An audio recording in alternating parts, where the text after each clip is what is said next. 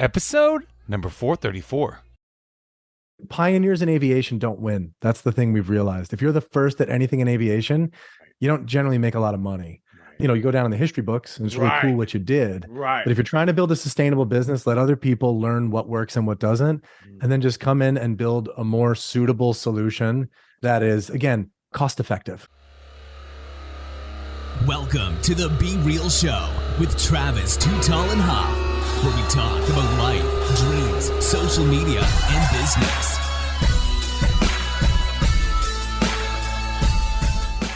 Well, hello and welcome to the Be Real Show with Travis Too Tall and Huff.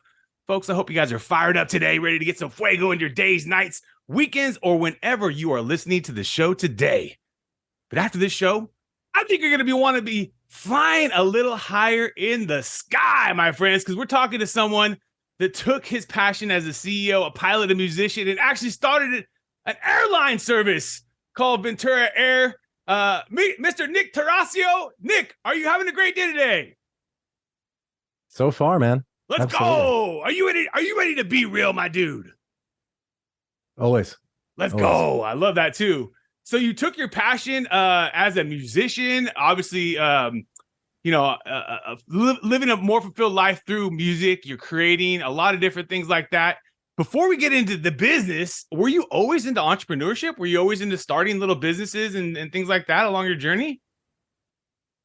No, man, I rejected the suits. I think I was more of I wanted to be Metallica when I grew up. And I was like, yeah, no one would run a business if you if you were a musician, if you were cool. Right. So I was always anti-business and anti whatever, corporation structure.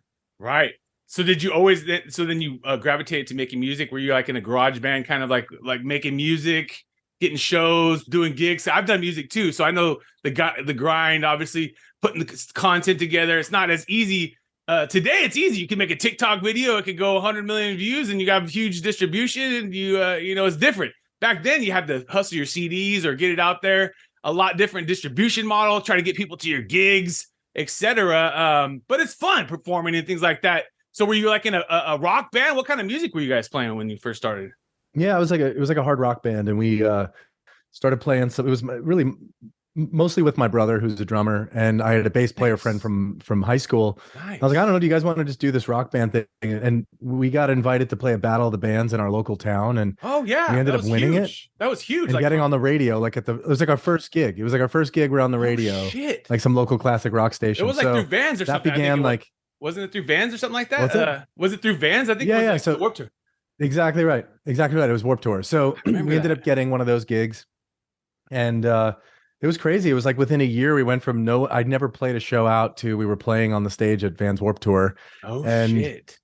Trying to figure out the hustle in the game and all that stuff. And, again, it was like, oh, well, I rejected business, but music needs it too, it turns out. Oh, yeah.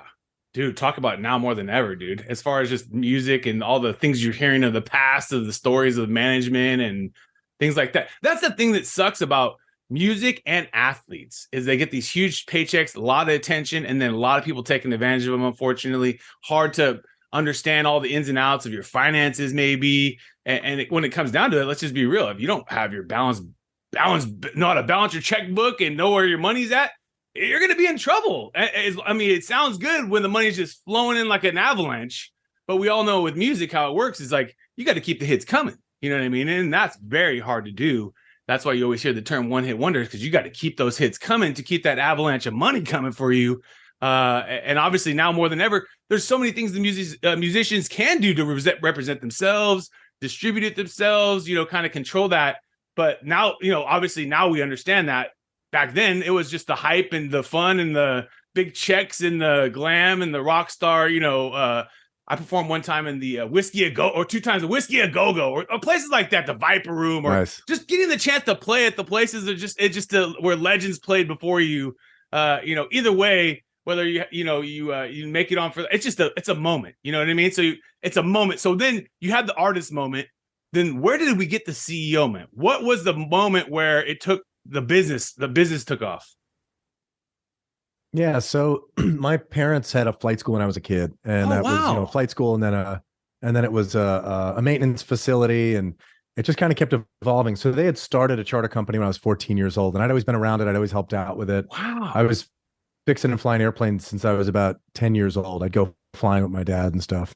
That's awesome. And when I was 19, I was in college at the time for computer engineering, and I just heard the stories of the family. I was like, hey, we have this issue with financing might fall through on this building we're trying to build, and this other thing's happening.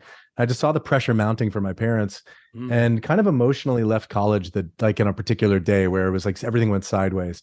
I was like, I don't know, I'm a nerd. How hard could it be to run a business? And I like flying airplanes. It can't be that complicated. Probably the single most arrogant statement I've ever made in my life was like, how hard could it be to run a business? Right. Oh, and no less in New York in aviation. Oh my like God. You just compound those things. It was total chaos. And it was about 8 years from that point where I was made CEO and trying to still juggle, like, am I commerce or am I art? I really don't know who I am. My identity was split. Do you still get a chance to gig here and there with playing music and stuff? So I kind of always play for fun. I was just at a conference in Mexico and there was a guitar there. So I did some sing-alongs with people. Nice. You always got that skill in the backhand. You got the skill yeah. It's a vibe. It's a vibe. 90s rockers, man. 90s rockers always play through well. So yeah, so I was doing a little bit of that, bringing people together, but I also now facilitate sound meditation. So it's really cool to now go the other way. Like, I used to rock people's faces off. Right now it's like actually the other way around. Let's give people the chance to downregulate, get to know themselves, go within their system, and try to just reduce some of that stress. Oh yeah. And how are you making music like a long format in that, or is it shorter format, the meditation? So meditation is just I play for people, right? So it's okay, got you. You play for them, playing and guiding. Wow. But I do release new music. I put out 4 songs over the last year. I'm going to do another day in the studio in a couple weeks. Nice. Where I have nothing written. I don't even know what instruments are going to be there, but my coach is like, you show up, we're going to do all new material. You've never done any of it before. I want you to write it all on the fly. And so we're still playing a lot with creativity and just seeing like what happens when you tap the muse. Oh yeah. That's some of the best songs, man. So that's some of the best stuff comes out when you don't have the pressure. You don't have the looming pressure of I got to get it perfect, or you've been working on it and then it doesn't come out right when you come to the studio. It didn't work out right, and then one time you just cut some random record and it's the one. It's just the vibe that exactly. Sometimes the artists have, and that's why the part of being an artist or being a CEO or being a podcaster is showing up each day. It's literally the routine of it is what makes you better too, right? So the more times you're in the studio, the more times that you get a chance to be on a show, run a business.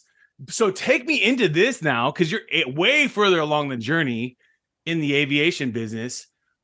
Talk to us about Ventura Air. What is the service, and kind of explain it real quick so we can kind of understand it. Sure. So we are an airline, but it's private jets, right? So you're in New York, you want to get to Miami, you call us, we roll a jet for you, and you pay for your own flight. Though what we really specialize in is helping people that want to find a way to have more of a lifestyle in private aviation. We help them buy planes, manage big tax write-offs. There's all these crazy incentives for owning an airplane. Then we take their asset and we basically control all the costs for them. So we pay for all the overhead and basically allow them to be an owner without all the expenses and flying at a reduced rate. So that's kind of what our model was. I grew up around airplanes and I was always surrounded with entrepreneurs that were like, I'll know I made it when ... private jet story. And so I was like, the problem is so many people don't know how to navigate this space. So how do we make a business where it's super simple? It makes aviation possible for more people. And we just consistently do it well. And that was it. It's like, it's not flash and cash. We're not like we want to be, all fancy. It's none of that. It's high utility. It's like, you want a jet to move a certain amount of people from A to B in a reasonable time at a reasonable price. That's the way we see the business. And then also the opportunity for, like you said, to the for the investor or the person that actually wants that expensive plane to help, control their costs, because probably some of the times they're not using that plane. Maybe sometimes they're not even taking advantage of those things. And just understanding, I can only imagine just the first time buying one. It's like anything. They always say your first time buying something, that price tag ain't the price tag. There's a lot more other expenses that come with it, daily, annually, weekly, that pop up on you, etc. And just understanding that, obviously, a guest we had on the show, James Asquith, he flies all over the globe for his business, and then he started a airline global. I don't know if you've seen this, but it's an interesting thing that there are becoming more competitors to essentially travel. You know what I mean? And I think that you could see that going forward, just like you see Tesla. You always thought of Ford and GM and Toyota obviously became a big competitor to the US in the 90s and early, or maybe 80s, 90s, and then obviously taking over many different brands, Lexus, etc. But then think about Tesla, just out of nowhere. I remember buying the stock in 2013.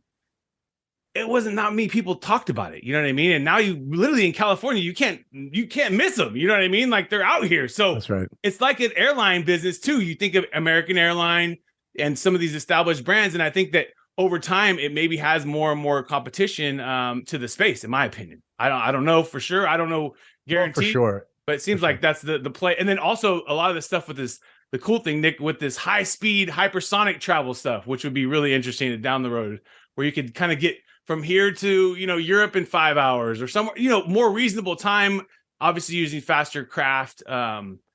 We're not there yet, but it would be kind of interesting to see what that would look like, because obviously everyone's time is valuable. No, our family, my two kids, I would dread being on a plane for 14 hours with them, to be transparent with you. You know what I mean? Like, unless so that limits you to travel. If you could get there in 5 hours, that makes it a little easier. You know what I mean? That makes it a little, and I think that would be actually better for the whole world, because then you'd have people going from here to here to there. And obviously your business would just continue to explode because people want to do it more often, many things, and eventually maybe Tesla makes a plane for you guys. He eventually talks about that. Wouldn't be against it. Yeah, boats. He said, what he said, semi trucks, boats, and then planes. I think that's what he said the order is. So semis, boats, planes. They got to be working on it. They got to be working on it. We're at a crazy time in the world. We've got so much technology in the works. And no one knows which way it's going to go. Like you said, like supersonic travel, right? Electric batteries that are powering flying craft, autonomous. You just go down the list and you're like, oh, space, we're going to do low Earth orbit travel with aircraft, right? Like you're just like, I don't know what's coming, but it seems like there's a massive transformation that's going to happen in the next decade. Right. Do you think it's related to the factor that we're all trying to save time? We're all trying to, get places faster. I think that's why Uber became so popular, and some of these places, things became so popular. We're all driving for the next thing, you know what I mean? Like, and the next big thing in travel would be getting places faster, maybe a nicer experience, we all know how it goes to the TSA, et cetera. That all maybe changes through AI or something like that. Things that just scan us and we don't have to deal with all these crazy agents or whatever, who knows? But essentially, I think that more people will want to travel. Plus, the population's growing, and that's never going to change. I think it's human nature's undying need in our soul for most of us to find travel throughout the year. Some of us do it every day. We're on a plane every here, there, and some people just do it a few times a year. But I think it's part of our lifetime endeavor to go. Oh, we want to go here. We want to see this place, and the only way you can do that is a plane. Unless you hop on a bus, it'll take you 30 years to get somewhere. And good luck getting to Hawaii on a bus. So, the whole point is, many times you're going to have to do that. Your business is in the driver's seat at some point. But obviously for you guys, you'd probably love to see, more affordable plane costs, right? For you to maintain planes, ways for them to maybe expand the ability for the fuel costs so that you could get the plane to go further with less fuel, could then help bring down the cost to the consumer. Then that means you could bring more capacity on board. You know what I mean? Then you're serving more customers at a cheaper price, and that's where you get to. If they could get to electronic planes or something like that, that'd be crazy, because then you'd really have a lot reduced cost some point. Now I don't know. We don't know if that's gonna ever happen, but wow, that would be crazy, because I know my brother says like a huge portion of the fuel, y'all, is on that flight, on that takeoff. That huge portion of that fuel when you're taking a trip is pushed on that takeoff, baby. Just think about that. Just ways to save it in different ways. Maybe they use the electronic battery to do the takeoff, and then the rest has this. And at the end of the day, for you as an operator, if you can reduce those two costs, you could be even more profitable, even more expanding as a business. Talk about that. What are your challenges, and what are your goals right now? What are the big things right now that are going on with you guys?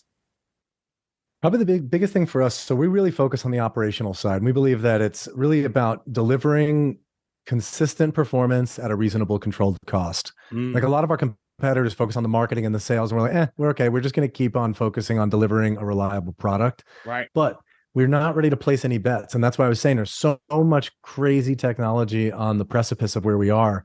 But if you place the wrong gamble, it's all or nothing right now. Yeah. So we're really happy just to hang back and say, do not, pioneers in aviation don't win. That's the thing we've realized. If you're the first at anything in aviation, you don't generally make a lot of money. You'll be down, you go down in the history books and it's really cool what you did. Right. But if you're trying to build a sustainable business, let other people learn what works and what doesn't, and then just come in and build a more suitable solution that is, again, cost effective, cost efficient. So that's really where we really see it. And again, it's hard for me because, like, as a musician, I'm like, I want to be special and different and stand out and unique. But as a business, I'm like, that's not a great business strategy, actually, on some level, in aviation anyway. In other businesses, maybe so. But aviation, no one really wants someone that stands out and different and cutting corners and pushing the boundaries. You're like, give me the safest, most predictable thing I can do. Absolutely. Get me there on time. And then at the end of the day, in and out of the process of the check-in and all that stuff, making it as easy as possible. I think that, like any business, if you could walk into Target, pick up all your stuff and never have to talk to anybody and walk right to your car, we'd all be happier. And Target would actually make more money. Right. They haven't figured it out yet, but they, at some point, the whole point is the whole checkout process and waiting, and this person does this, and that's time cumbersome that for all of us, we would all just charge me my $400, $300, $200, and then let me go to my car, And that same thing with the check-in process. No one wants to go for 4 hours of crazy, mumbo jumbo. And I know sometimes it's the airline's not staffing, and I can only imagine the issues that happen. I can only imagine. But talk to me about this, because I think that this will help, is like artificial intelligence as a solution to helping some of that process, booking maybe, or on kind of some of the hard solutions. Also maybe using that to figure out how to put seats in places. And I don't know. I just think that there's got to be some solutions that technology will at some point help with, to just make those, faster, because then I think you even have more people saying, hey, I like traveling because it doesn't take forever to go here. It doesn't take, you know what I mean? Like, and that would just be a good vibe. You know what I mean? Personally.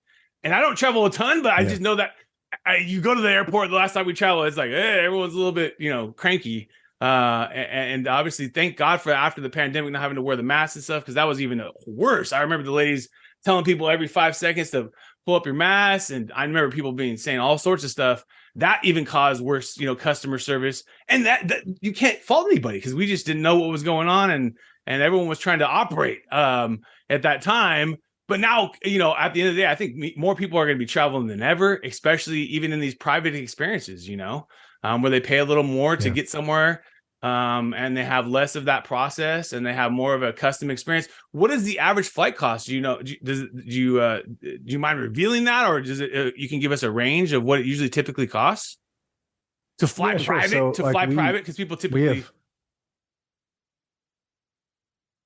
Sorry. I was just saying, people typically, like always talk about, let's go fly the PJ. You know what I mean? Like, and to actually be flying in a PJ, what would that typically cost to go to Miami to New York, et cetera? Yeah. So realistically, if you're looking at like a 7 or an 8 seater, you're probably looking around $14,000 to $15,000 each way. Yeah, that's not bad. So again, not that crazy when you think about it. Right. Yeah, that's not crazy. I mean, 'cause I remember my dad took one. They took one from the Philadelphia. I think it was basically from Philadelphia to California. I think it was like 60 grand, maybe around there. It was maybe, I don't know, depending on the size. Right. I mean, east to west, depending on the size of the plane. East to west coast is, yeah. It's like a plane that would go east to west coast would generally be a larger aircraft than up and down the East Coast. Right. So you're probably looking at, $35,000 to $40,000 each way. Right. But can be as much as 60 depending on if the plane has a return flight or not. Yeah. It probably was both ways. It was like 60 grand the whole way. But that, and you typically are shocked by that, but people are doing that all the time. Look above you in the sky, and you're seeing that all the time, because people have time. They want to go here, they want to go there, and the private experience definitely saves time. I've heard it time and time again. These guys love to just be able to walk up, hop in their plane, and roll out, and that in their lives, because a lot of them are doing a lot of deals, and a lot of them are doing many different things in the day. That's why they do it. They paid that money for that experience. Yeah. Plus, it's more of a, you don't have all the people around you. If you're a big celebrity or whatever, you have people want to talk to you, Elon Musk or something. Like on the show, we've done 450 shows. He's one of the top people want to sit down with. That guy can't go anywhere without someone trying to say hi to him at least, because people know who he is. And so he wants to fly private because he just wants less people around him to be able to focus on the things he wants to do or meditate or do whatever he wants to do and not get interrupted every 3 seconds by people. Hey, I'm at the bathroom. I got a Tesla, man. Give me a. His autographs are worth a lot right now, actually, guys. You guys get Elon Musk's autograph. It's one of the most valuable autographs right now.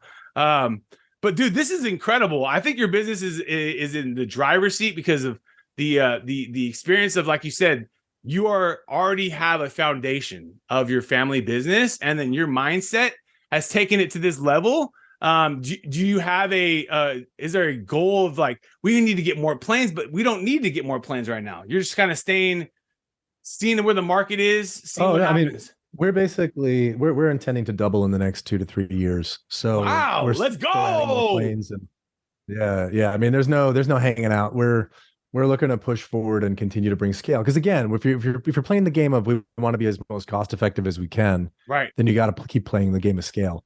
So we continue to do that and refine the process and keep adding more assets. Let's go, baby. Let's go, Nick. I love it, man. Are you ready, Mama Dude? We're about to take you into our top 10. Are you ready? He said, yes, sir. Totally. Let's do it. Apple or Android? Which one do you prefer? Apple. Apple. Netflix or YouTube? YouTube. YouTube. Instagram or Facebook? Instagram. And give your Instagram a shout out too. I was checking it out earlier. You have an awesome Instagram. Thanks, man. Yeah, I've a lot of the stuff we've been putting on there is the podcast clips. Yeah, I saw the clips. Stuff, so yeah, dude. I'm putting it on here to follow you too, dude. Because I had to do it on my desktop, but then I needed to do it on my mobile device. Chicken or steak if you're thinking about a good meal? Steak. Laptop or smartphone? Laptop. Spotify or Pandora? Spotify. My guy. Movies or video games? Movies. Reading books or listening to books? God, that changed in the last month. Back to reading books. Yeah, because you got a good bookshelf back there. I was about to say, you got some good books back there. I can't see them all, but I can see you got some books. Do you like to write in the books as well? When you're reading them? No, I actually have a thing about trying to keep them clean. Nice. And so you can pass on Kindle, I mark the shit out of them. Yeah, okay. I like to share them, and yeah, that's true. I guess if you're marking it, up, it's kind of like you're not really giving them a clean gift. I got you a marked up gift, and then here's my autograph. No one gives a shit about your autograph. You T-Huff. No, I'm just joking. That's what I've done. I'm giving. Hey, here's my book. Here's my book. Stocks or real estate if you're thinking about investing? Stocks. Let's go. Stay liquid. And if you are going on a vacation today, my guy, because you deserve it, dude. Entrepreneurs work their asses off. Oceans or lake? Which one are you going to take? Which one are you taking the PJ lake. to? You're going to go to a lake. Which lake are you going to go to? Which lake are you going to go to? Oh, man, that's a tough call, but probably like Lake Winnipesaukee or something like that. Something in New England. In New England. I've never even heard of that lake. That sounds amazing. It sounds like it's like. If you've ever seen the movie What About Bob? Remember What About Bob? What About Bob? Yes. Old movie in the 90s. Yeah, they were up at Lake Winnipesaukee. Winnipesaukee. And what is your favorite things to do at the lake? Man, I like just floating on the water. I've been trying to get into some different board sports. Oh, nice. Do you do the paddleboard stuff or anything like that? Or yeah, paddleboard is awesome. I love a good paddleboard. Oh yeah, that's what you see that more and more now on the lakes. You see the paddleboards. You like 5 years ago, you would never see that, but now you're seeing that more and more. The paddleboard, great workout too. The paddleboard, right? Yeah, I kind of want to get one of those foil boards. Though. Oh yeah, foil boards where they get you up over that looks amazing. It looks like flying on the water. Right. There's some videos of Zuckerberg flying around Kauai. He's like, I'm eventually going to own this whole island because Mark Zuckerberg is literally buying up every piece that he possibly can of Kauai. It's insane. He owns more of Kauai than anyone else. I like Kauai. It's a beautiful island, but there's videos of him riding around on an e-foil. It's hilarious. And he's like, I'm going to own this island one day, the whole thing. It's hilarious. The island of the chickens, Hawaii. So when you're waking up in your day, my dude Nick, you're getting yourself ready, pumped, gonna run this airline. Why do you love being you? Why do you love being Mr. Nick? Man, that's a tough question. So I think I don't know, I just feel really fortunate to have that kind of dual brain, right? To be able to look at the world and look at a problem with both that creative lens, that infinite expanse of thinking, right? And then also be able to look at it from like highly rational, pragmatic view. And it's like, how do you play at the intersection of those two things? That's kind of why I have airplanes behind me and guitars. Right. Right. It's the vibe, dude. It's the vibe. Yeah. I mean, the biggest thing is that every entrepreneur has different motivations and passions, and they all do it differently. But to be able to have that is so vital. To be able to have the left and the right, the creative and the accounting, I would say, the statistics and the music and the theater and the if you want to call it the outlines and the things that are kind of boring, but they kind of help run business. I think it makes us better. I mean, if I could be honest, but who knows? I like that. We call those creative constraints, man. Yeah, I vibe with that. I vibe with that. And I think that the companies that are under there have a lot of good people under there too, that have that kind of culture. From what I've seen, I've interviewed 450 people. A lot of them own different types of businesses, but I run a few, and that's it's something about it. Something about it. Do you think you'll ever retire, my dude, from this airline? Do you think you'll ever retire from business? Say I'm done. I mean, I think I'll always do some aspect of business, but even where I'm at today, I'm really kind of transitioning more to a coaching role and letting my team lead. So it's I'm not awesome. I'm not the guy on the top of the pyramid that's like, it's got to be my way. I actually really like watching the team perform and do it their way and help start shaping the vision. So like literally that's what this whole year is for me. It's let me get out of the way. I have really smart people that run the business. Nick, that's amazing, dude. That's like the hardest thing to do. And that is when not only the business grows, you will see challenges, of course, but that's when you get to grow, because then that's the next step, baby. That's the next step, baby. And you get to replace yourself with even better people around you that love to do that. And then that's how the whole thing grows, because you can't do everything. You can't fly the plane and book the things. And we all know that you can't build to what you got. And so that's really amazing, dude, to be able to coach and give that. You'll probably just do a lot less work. You'll stay in the business, but do a lot less work. Let's go. Well, I'll just do a lot more different things, man. Right. I got to do more music stuff. Yeah, exactly. Bring back some of your other passions in the day. Like you said, you're doing these other kind of meditation retreats and things like that. Just give time for these other things that you enjoy. And then, like you said, you get to see the team prosper. You get to see the team prosper, baby. Do you have a routine on starting your day? Yeah, so every day I do a tantra-based breathwork practice, meditation. Nice. I just started writing with my non-dominant hand to see if I could access my creative brain. Shit! Wow, it's been amazing.